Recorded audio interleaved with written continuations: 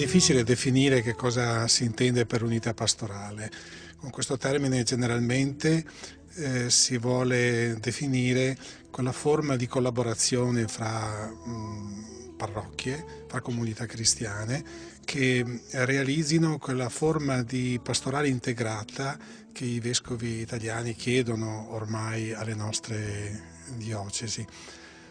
Generalmente questo avviene perché sono venuti a mancare i sacerdoti, i parroci delle parrocchie, ma avviene anche perché non si può più oggi rispondere alle esigenze del nostro territorio, le esigenze che vengono presentate da diverse realtà sociali, umane, eccetera, pensando a una parrocchia che basti a se stessa, per lo più piccola, per lo più con una scarsità anche di forze, di presenze. E allora l'unità, la possibilità di lavorare insieme, permette anche di dare delle risposte valide, ecco, a queste realtà. Le realtà sono quelle della famiglia, quelle dell'educazione dei giovani in particolare, sono quelle dell'inserimento dei valori cristiani all'interno della realtà sociale, nel mondo del lavoro piuttosto che nel tempo libero, nello sport e così via.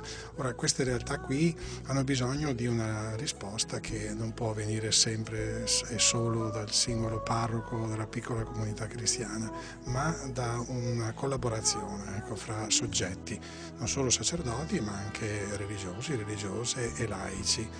Infatti l'immagine più completa di unità pastorale si ha laddove si riesce a costituire una comunità pastorale, 2-3 sacerdoti di età diverse che vivono insieme, magari anche con qualche religioso o religiosa, e hanno dei laici, anche magari un diacono permanente che lavora con loro, che pensa alla pastorale e che riesce a elaborare delle risposte. In realtà esistono diverse tipologie di unità pastorale, la più diffusa comunque è quella per cui uno stesso sacerdote serve più di una parrocchia. Sì, le tipologie sono diverse. Nella nostra diocesi, tanto per arrivare a parlare in maniera concreta di questo istituto, ci sono due realtà, ecco, di unità pastorale. Una che è costituita da un insieme di parrocchie che sono servite da un unico parroco, coadiuvato da un vicario parrocchiale o da altri collaboratori, sacerdoti anche anziani, eventualmente che danno una mano. Un'altra tipologia invece è data da un insieme di parrocchie che sono servite da 2 parroci in solidum, che hanno cioè la stessa responsabilità, anche se uno di questi funge da moderatore della unità pastorale.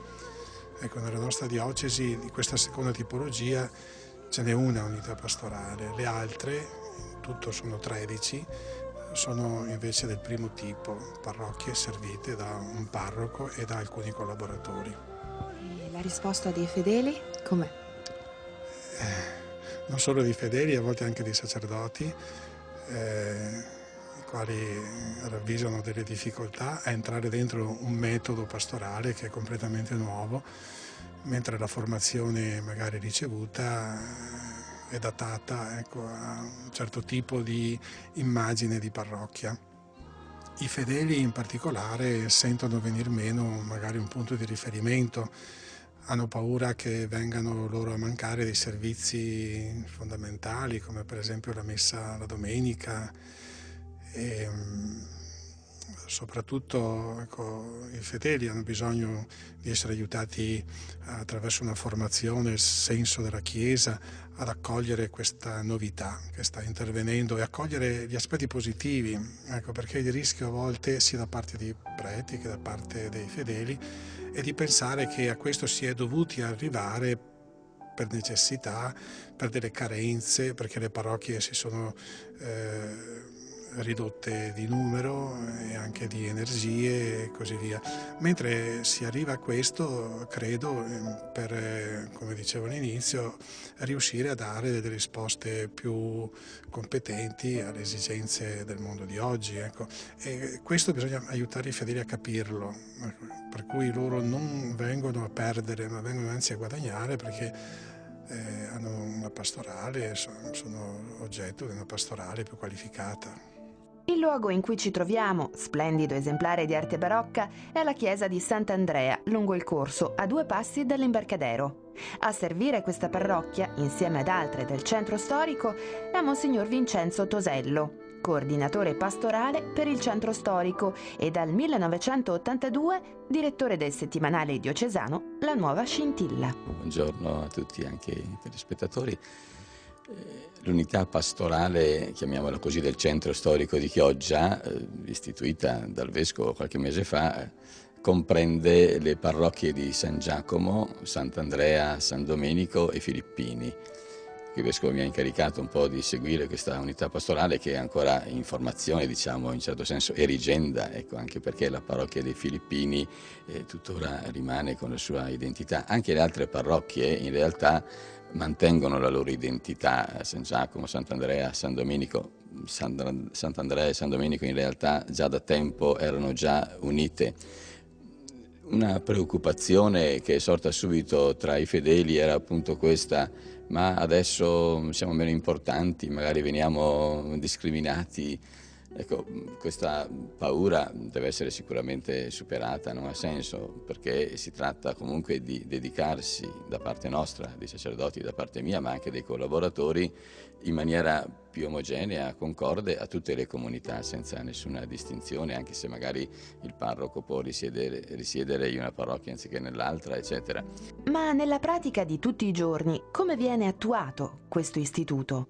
Intanto, ripeto, almeno inizialmente, rispettando e conservando l'identità di ogni comunità, incontrandosi con i rispettivi organismi pastorali, il Consiglio pastorale, il Consiglio per gli affari economici di tutte le parrocchie coinvolte, e poi affidandosi proprio anche alla corresponsabilità dei laici che già sono presenti in maniera efficace, ecco, sia a San Giacomo, sia a Sant'Andrea, San Domenico, come pure nella parrocchia dei Filippini.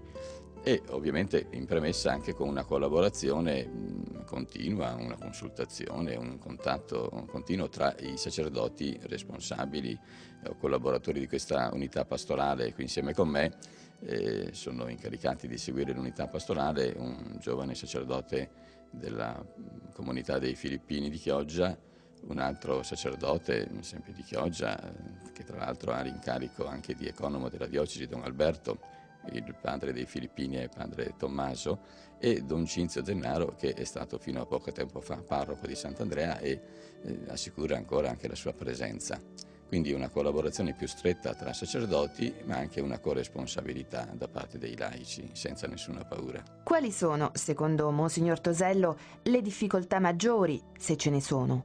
Una difficoltà sicuramente da parte del coordinatore, diciamo, comunque da parte del parroco, che sarei io, è quella di poter essere presente un po' in tutte le comunità. Il desiderio è certamente questo, ma la presenza contemporanea è impossibile e quindi si cerca... Ubiquità. Sì, attualmente non c'è. Ecco, quindi si cerca di organizzarsi in modo di non far mancare la propria presenza e comunque che la presenza di altri sacerdoti collaboratori sia comunque concorde anche con gli orientamenti che si erano presi insieme. Da parte mia cerco di incontrare le comunità, i bambini del catechismo, le catechiste, con incontri abbastanza sistematici, anche se sono appena stati avviati, e anche di rassicurare, magari, ripeto, i fedeli da qualche timore che potevano avere, di cercare di rimediare a qualche errore che sicuramente può insorgere, a qualche piccola incomprensione. Penso che le varie difficoltà gradatamente possono essere superate. Dico sempre, almeno dagli inizi, ma anche adesso, che siamo un po' work in progress, no? Ecco, siamo in lavoro, in progressione, appunto, per cercare di affermare questa esperienza e migliorarla. La nostra unità pastorale è sorta da poco, come anche altre della diocesi, mentre alcune sono sorte già da tempo, ad esempio l'unità pastorale di Pellestrina, oppure anche altre nel Polesine, e quindi hanno già consolidato l'esperienza. Anche le comunità coinvolte sono più consapevoli della bontà, della scelta, anche delle diverse situazioni in cui bisogna adeguarsi anzi si può anche ottenere un risultato maggiore. Infatti questo potrebbe essere anche un vantaggio. Voi, parlando del futuro, avete in mente per esempio qualche progetto che coinvolga tutte insieme le comunità? Sì, diciamo che siamo già partiti con molte cose fatte insieme, tra le altre qui ho in mano il nostro foglietto non parrocchiale ma dell'unità pastorale, siamo sempre portati a chiamarlo foglietto parrocchiale, invece il foglietto dell'unità pastorale ci sono le 4 chiese come di San Giacomo, Sant'Andrea, San Domenico e Filippini, e ogni settimana questo strumento coordina, tiene in collegamento, fa sentire credo già un po' unite le diverse comunità. Questo è stato un primo passo, ma anche delle riunioni, degli incontri dei catechisti, ad esempio, fatte insieme, oppure anche già abbiamo programmato il corso di preparazione dei fidanzati al matrimonio cristiano che verrà fatto insieme con le forze, con alcune coppie animatrici delle diverse comunità. Così anche l'incontro dei giovani, per esempio, è già stato avviato insieme tra le varie comunità e si svolge proprio nella comunità dei Filippini, facendo convergere anche i giovani delle altre parrocchie. Poi ancora altre iniziative abbastanza comuni, quando una parrocchia fa un'iniziativa la si comunica anche all'altra, si tratta di comunità molto vicine, come potete anche constatare qui a Chioggia, a poche centinaia di metri l'una dall'altra sono le chiese, e quindi si comunicano le esperienze e si invitano anche le altre comunità, ad esempio l'incontro del Vangelo che tradizionalmente veniva portato avanti nel pomeriggio del giovedì a Sant'Andrea è aperto anche alle altre parrocchie, oppure l'incontro degli anziani che viene svolto a San Giacomo è aperto anche appunto agli altri anziani delle comunità. Insomma, tutte opportunità che avremo modo, spero, anche di conoscere e di raccontare da vicino. Sì, bene, speriamo sì, che possano sempre andare in meglio e fruttificare per il bene dei fedeli.